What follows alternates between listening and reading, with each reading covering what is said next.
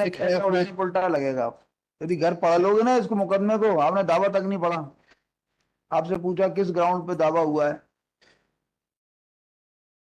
कभी खांसी नहीं आएगी यदि आपने फाइल पढ़ी होगी तो। मतलब बिकॉज आज MP order passed on the खांसी वांसी जितने भी ये काम आइए होते हैं ना, ये तभी होते हैं जब जो है आपकी फाइल पड़ी हुई ना हो। हम्म।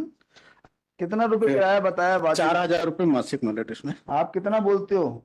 मतलब किराया तो है, मतलब किराएदार तो 4,000 रुपये मानते हो आप? ये सर किराएदार तो आपने आपने डिस्प्यूट तो नहीं किया? नहीं सर, वो तो क्या दुकान है, मकान है? घर है सर, ये घर है? घर पे। कितने कमरे हैं? 4 BHK? कितना है? फ्लैट है बढ़िया नया बना हुआ?